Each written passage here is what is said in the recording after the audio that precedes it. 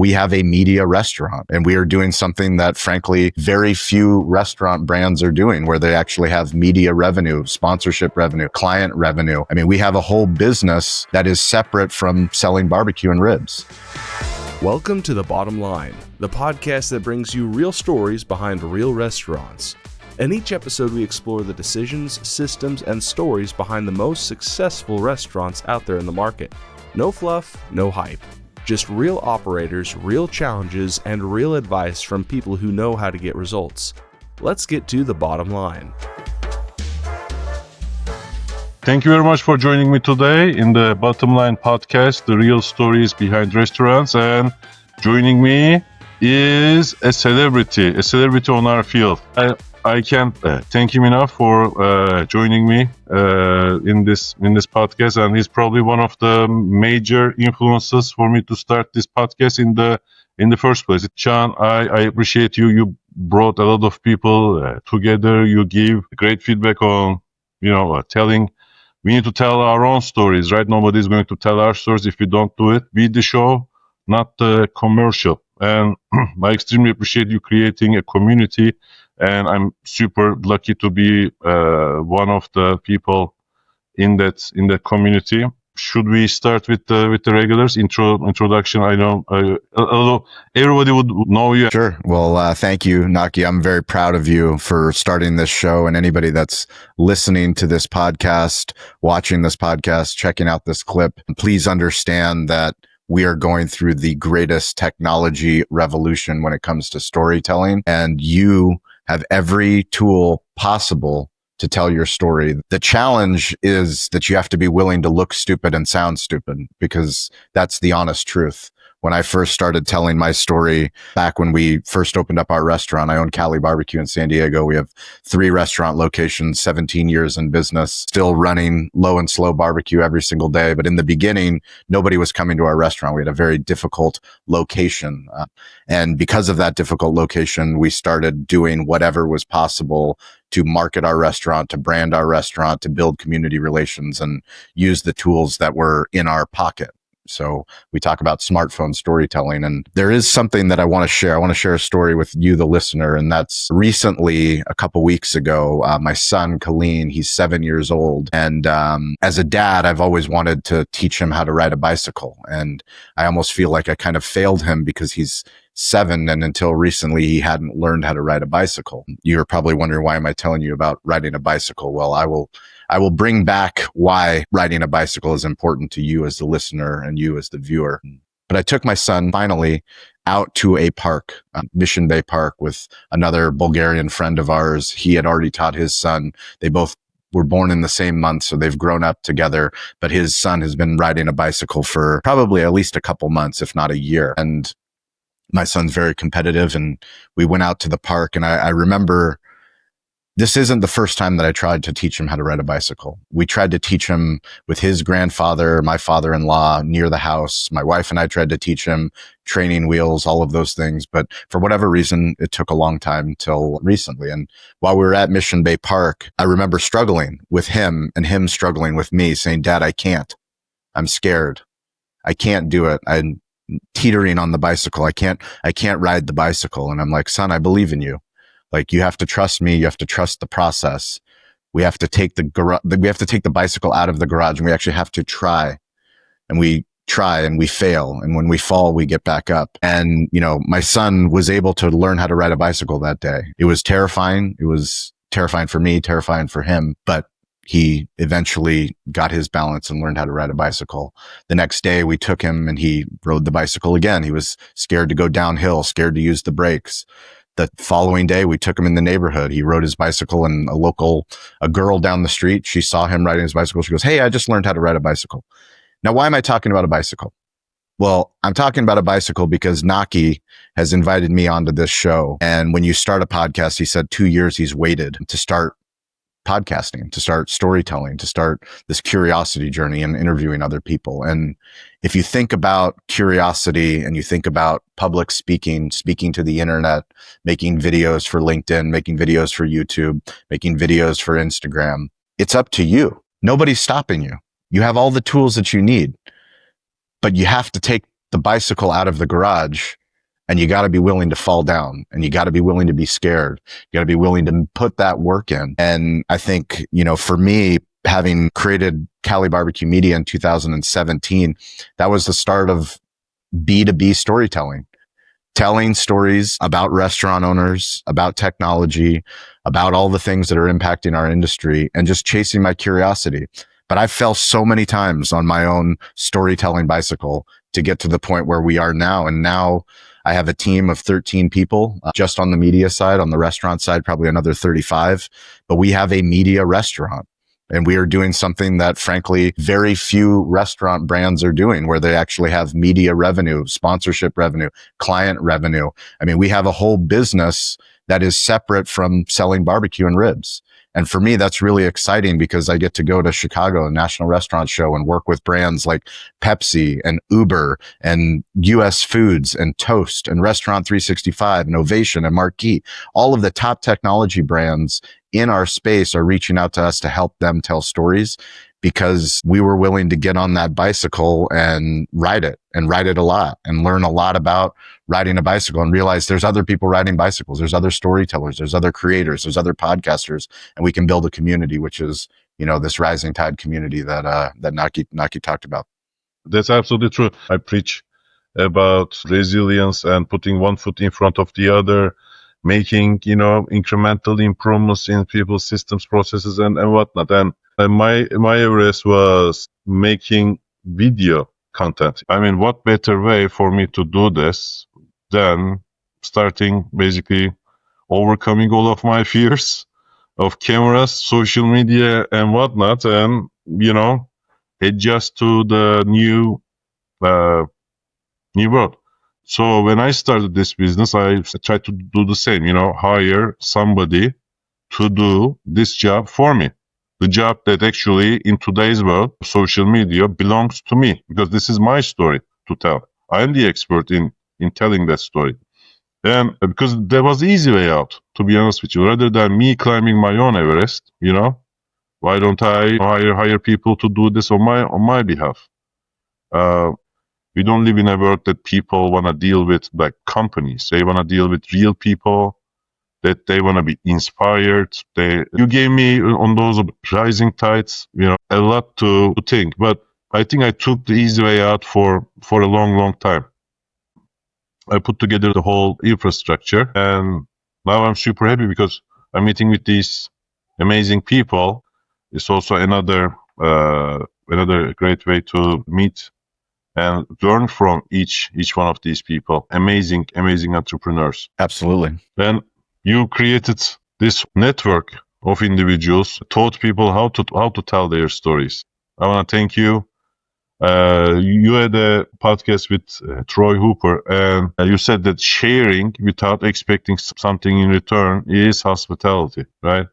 I couldn't agree more. Yeah, I think I've been doing the podcasting now. We have 9 different shows that we produce just in the Cali Barbecue Media brand, plus the shows that we produce for restaurant groups as well as technology companies. So I think somewhere we're around like 13, conservatively, probably 13 weekly long form shows that we're doing right now. But I remember early on doing the digital hospitality show, and I had a guest on. His name was Daryl Stinson. He's a keynote speaker, and he helps people speak in public. So he helps entrepreneurs and business owners learn how to better speak on public that try to want to get on TEDx stages. But I was explaining to him, the community that we were building with the digital hospitality group and the Rising Tides group. And he goes, "Shawn, you know what you're doing?" I said, "No, what am I doing, Daryl?" He goes, "You're starting a digital flash mob."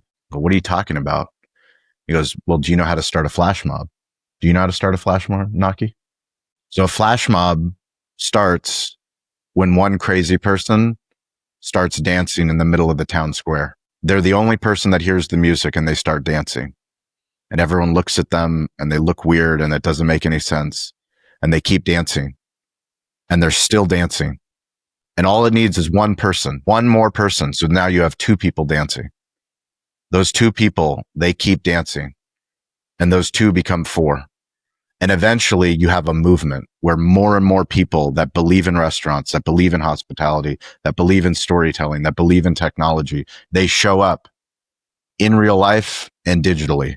And that's really what we've started with the Rising Tides community. Is we just started having our Cali barbecue media team meetings on Clubhouse, which is a social audio app, meeting in public, building in public, and saying, instead of having a closed Zoom call, let's just, if anyone wants to join and hear how a restaurant is becoming a media company, come on and join us.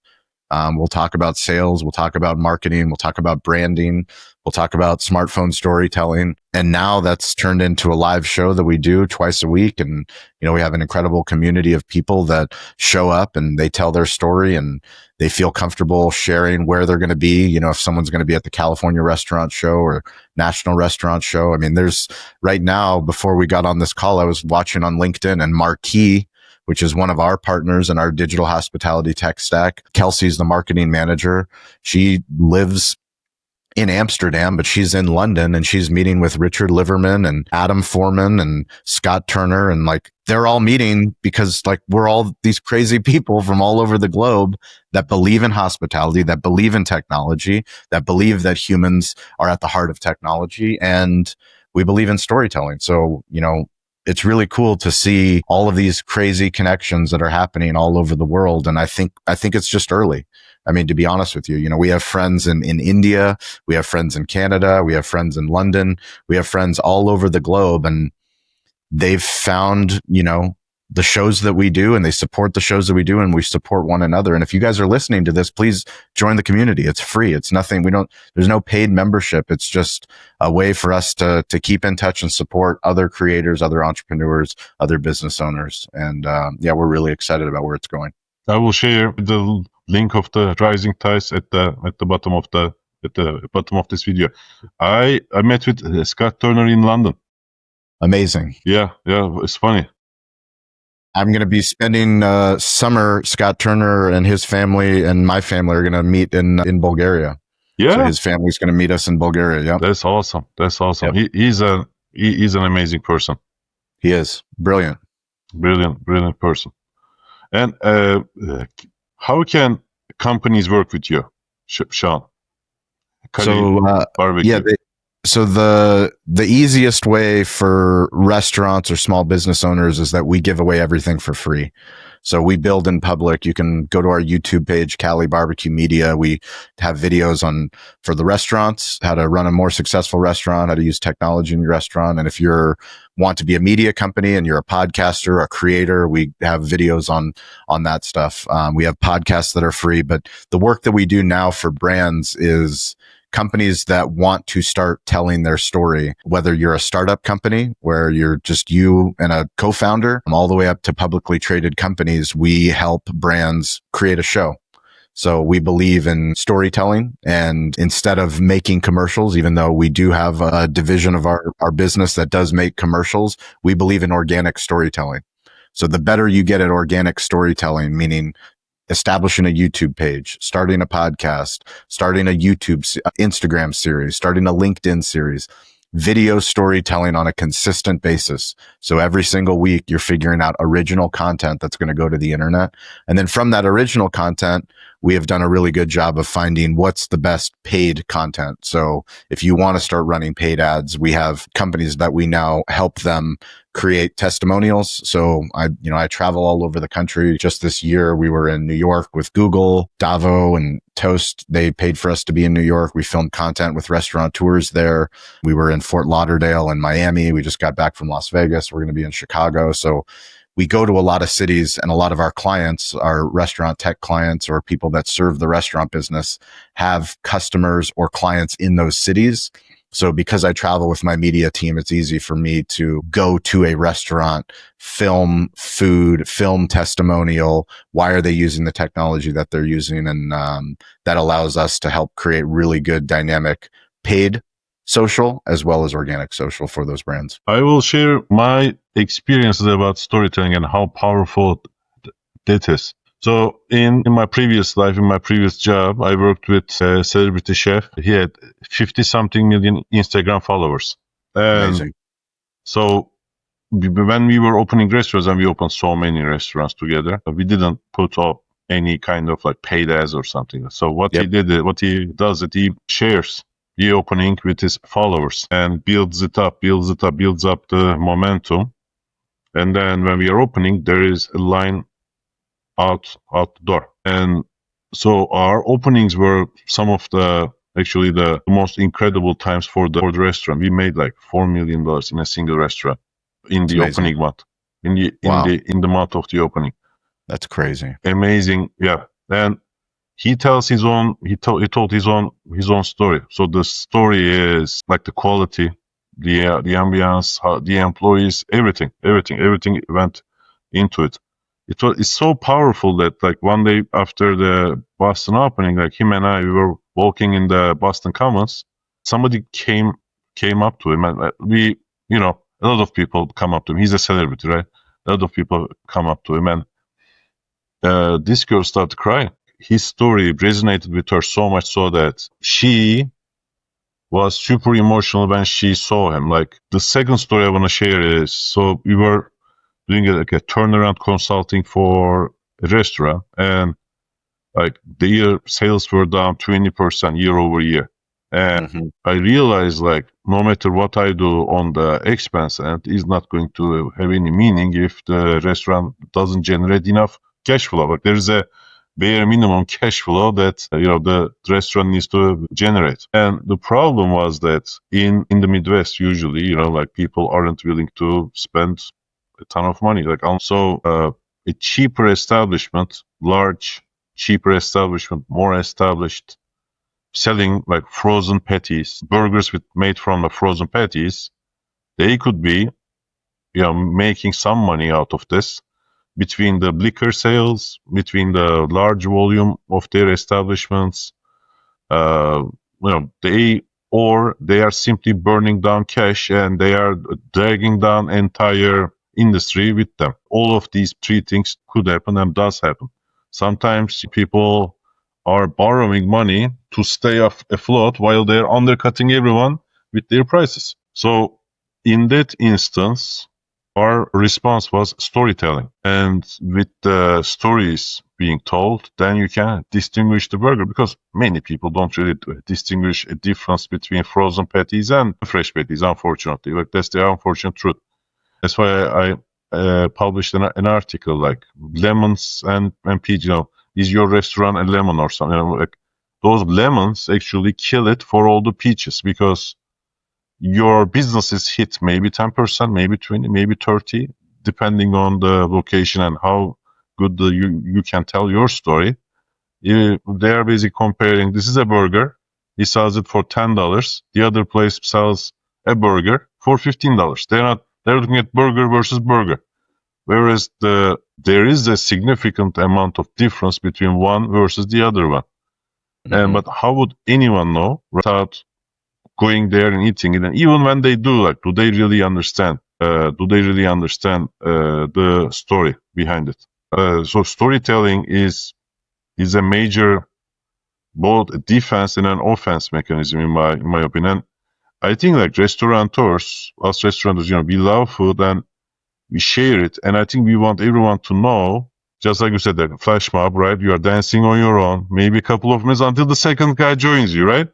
But you need to continue that dance. I think part of the biggest problem is the ego, that we are terrified to start. And when we do start, we think that everybody's watching and paying attention, when in reality, nobody's watching and no one's paying attention. Yet the people that might pay attention are the ones that most likely will make fun of us and the people that we love the most. So your friends that don't post on LinkedIn, your friends that don't post on Facebook, when they see you post and you start to tell your story, they'll go, Naki, who do you think you are? You think you're some influencer, some YouTuber? And then we get discouraged, and we get discouraged because 3 people watched our video or 1 person liked the video. And then the next time we post, maybe 10 people saw the video. Maybe it was 100 people, but whatever the number is, it's always a number that will never be a number. Like it could be 100,000 people and it's still wrong. All that matters is that you're trying to ride the bicycle. That's all that matters.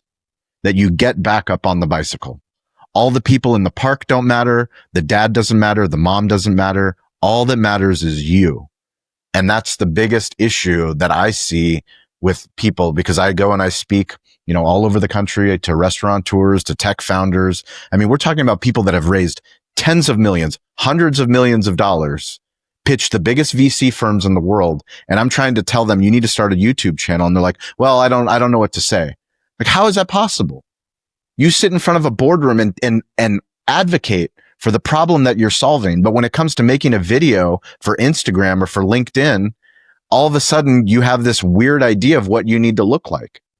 You are who you are. Just get in front of the camera and put the reps in, because it is a craft.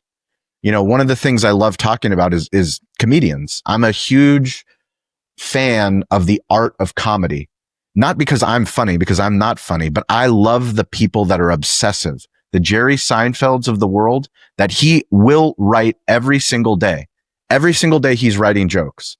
He has no problem going to small clubs. Jerry Seinfeld, small clubs where there's 20 people in the audience, 50 people in the audience, so that he can practice the material, so that once he actually does get in front of a stadium, he will tell the joke exactly the way that it needs to be told.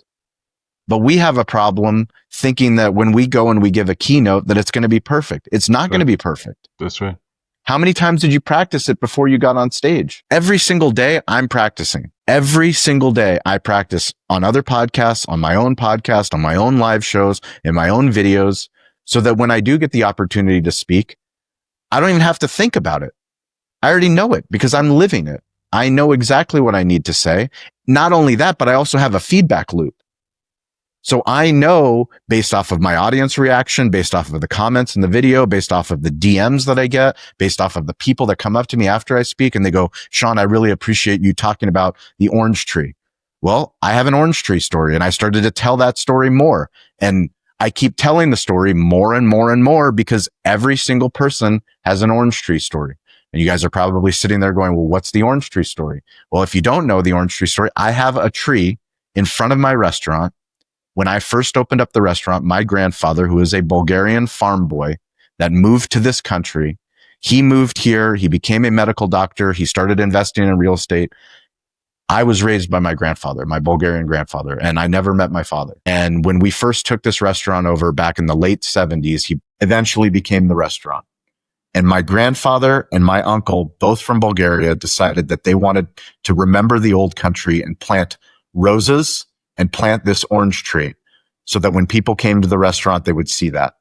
So we planted this, my grandfather planted it, and fast forward all the way to 2008. 2008 was the year that I took over the restaurant. Same property, different ownership group of the restaurant, but it was me and my best friend. We took over the restaurant. I was able to sit at that orange tree with my grandfather, take photos, show him the restaurant that I had taken over. He passed away later that year.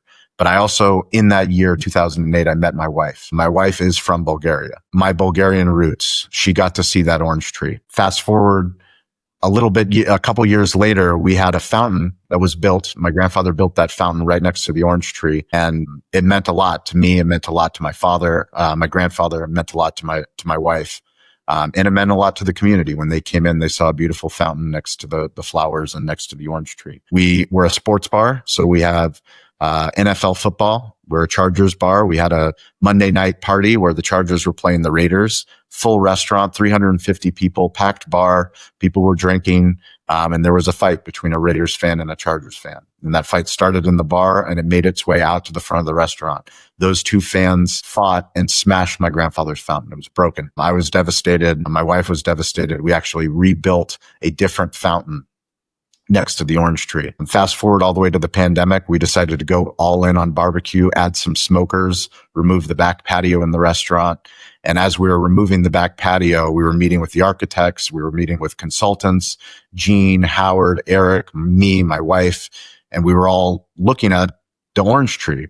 The orange tree was sitting in the way of the smokers and our delivery vehicle, for our delivery vehicle to come in to load up the barbecue to take it to our stadium locations and to our caterings. And we kept meeting and we said, we're going to have to remove this orange tree.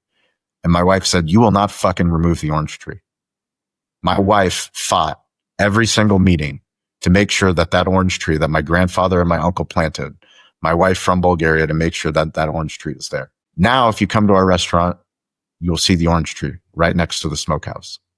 And the reason why I tell this orange tree story is that every single person that's listening to this podcast, that's watching this video, has a story of significance in their life, in their business that they don't talk about. The more that I talk about the orange tree story, the more people go, thank you for sharing the orange tree story, because I have a story about a sign, about a picture, about a painting, about a location, about the name of my business, about the first day that I opened. There's some story somewhere that you've probably just take for granted.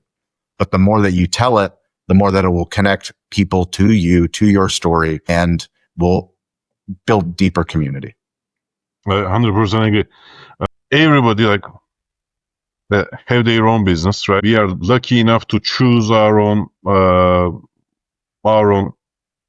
Like, unlike being an employee where you're hired to do a certain job, we chose what we do. And all restaurateurs or like consultants, like everybody who develop a tech, they did the same.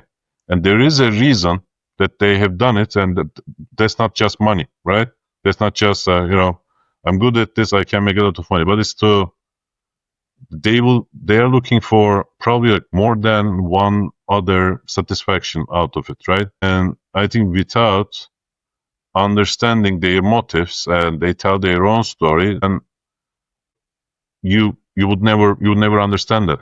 Shawn, is there anything you would like to add? I mean, I think anybody that's listening to this, if you're in the restaurant business, I think one of the most important things, 25 and beyond, is to understand that vendors, the people that are on your expense sheet that Naki talked about, we can't treat them like vendors. We have to start treating them like partners.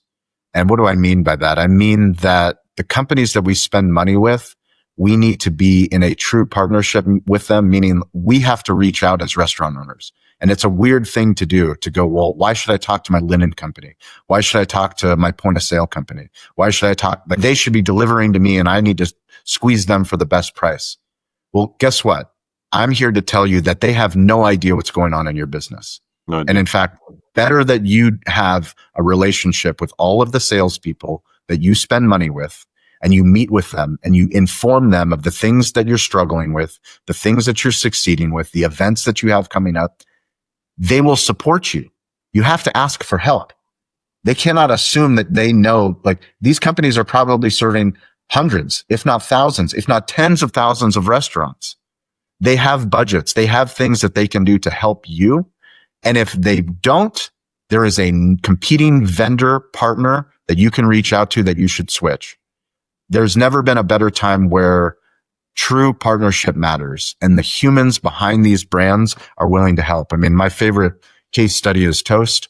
Toast has over 6,000 employees, publicly traded company. They have, I think, 140,000 restaurants on the platform. The humans at Toast are absolutely incredible. They are willing to ensure customer success, meaning there's humans in every region, in every village, in every city that are willing to go out of their way to make sure that you as a restaurateur, you succeed. So if you're listening to this, I mean, I hope one of the things that you take away is contact your vendors, tell them the things that you're struggling with, ask them for help. And if they don't respond, find different vendors. Let me tell you a story that's going to support this, Shawn. So in 2018 or 19, I was tasked to go to Dubai and help the operations over there, because everything that I did built here in the US.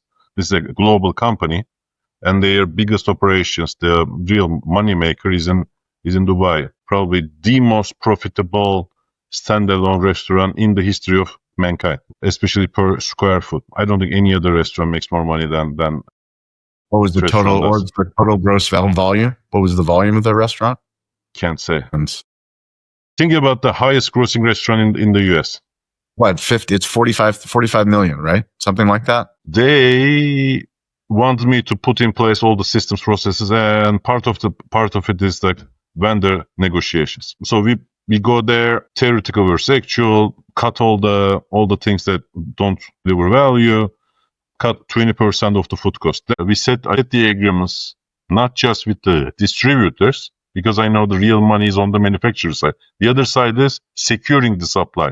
This supply is highly sought after, especially in Asia. And we held even 8 meetings with these vendors and their counterparts in Australia, the ranch itself. As a result, I learned that nobody has seen the total volume. Everybody, because before me, they were distributing the volume to like 7, 8 different vendors to secure the supply. And they never really had any conversation to say like, this is our total volume. What can you do for us?